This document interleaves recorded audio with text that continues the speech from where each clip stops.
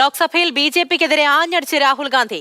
ഇന്ത്യയിൽ ഇപ്പോൾ നടക്കുന്നത് ഭരണഘടനയെ അനുകൂലിക്കുന്നവരും എതിർക്കുന്നവരും തമ്മിലുള്ള പോരാട്ടമാണെന്ന് രാഹുൽ ഗാന്ധി.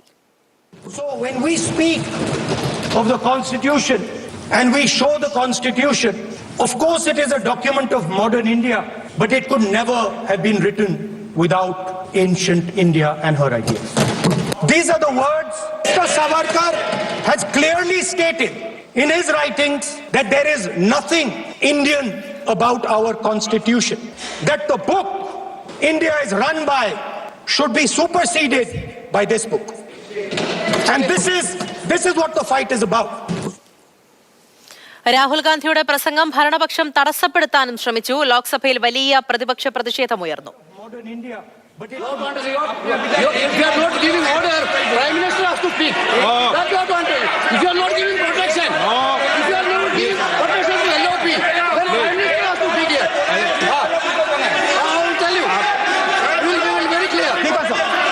സഭ ഞങ്ങളുടേത് കൂടിയാണെന്ന് പ്രതിപക്ഷ നേതാവിനെ സംസാരിക്കാൻ അനുവദിക്കുന്നില്ല എന്ന് KC വേണുഗോപാൽ. പി ബസന്ത് വിവരങ്ങളുമായി ചേരുന്നുണ്ട് ഡൽഹിയിൽ നിന്നും. ബസന്ത്, അതിരൂക്ഷ വിമർശനം ഉയർത്തിക്കൊണ്ടായിരുന്നു രാഹുൽ ഗാന്ധിയുടെ പ്രസംഗം. പ്രധാനമന്ത്രിയുടെ മറുപടി പ്രസംഗം വരാനിരിക്കുന്നു. വലിയ പ്രതിഷേധമുയർന്നു. ലോക്സഭയിൽ നടന്നത് എന്താണ്?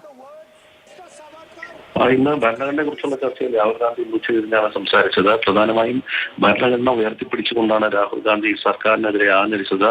സവർക്കറെ കൂട്ടുപിടിച്ചാണ് സർക്കാർ ഭരിക്കുന്നത്. ഭരണഘടനയിൽ ഇന്ത്യയുടേതായി ഒന്നുമില്ലെന്നാണ് സവർക്കർ ആരോപിച്ചിരുന്നത്. ആ സവർക്കറെയാണ് ഇന്ന് ഭരണപക്ഷം ഉയർത്തിപ്പിടിച്ചുകൊണ്ട് നടക്കുന്നത് എന്നുള്ള രൂക്ഷമായ വിമർശനമാണ് രാഹുൽ ഗാന്ധി ഉന്നയിച്ചത്.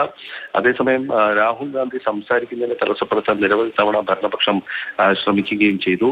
അതിനുശേഷം ഏക്നാഥ് ഷിൻഡെയുടെ മകൻ കൂടിയായ ശ്രീകാന്ത് ഷിൻഡെ ലോക്സഭയിൽ സംസാരിക്കവേ ഇന്ദിരാഗാന്ധി സവർക്കറെ അനുകൂലിക്കുകയും അതോടൊപ്പം തന്നെ പ്രശംസിച്ചുകൊണ്ട് കത്തെഴുതുകയും ചെയ്തിട്ടുണ്ട് എന്നുള്ളൊരു പരാമർശം നടത്തി. ഇതിനെ രാഹുൽ ഗാന്ധി ചോദ്യം ചെയ്തു. മറുപടി നൽകാൻ രാഹുൽ ഗാന്ധിക്ക് അവസരം നൽകാത്തതിനെ തുടർന്ന് പ്രതിപക്ഷം നടുത്തളത്തിൽ ഇറങ്ങുകയും ചെയ്തു. തുടർന്ന് രാഹുൽ ഗാന്ധിക്ക് അവസരം നൽകിയപ്പോൾ അദ്ദേഹം പറഞ്ഞത് ഇന്ദിരാഗാന്ധിയോട് താനിത് ചെറുപ്പത്തിൽ ഇത് ചോദിച്ചിരുന്നു സവർക്കറെ കുറിച്ച്. പക്ഷേ അപ്പോൾ ഇന്ദിരാഗാന്ധി സവർക്കറെ കുറിച്ച് പറഞ്ഞത് ബ്രിട്ടീഷുകാരോട് മാപ്പ് അപേക്ഷിച്ച ആളാണ് സവർക്കർ എന്നായിരുന്നു. ഇതിനെ തുടർന്നുള്ള വലിയ ബഹളത്തിനിടയിലാണ് ഇപ്പോൾ സഭാ നടപടികൾ പുരോഗമിക്കുന്നത്. വൈകിട്ട് 5 മണിക്ക് പ്രധാനമന്ത്രി മറുപടി നൽകും.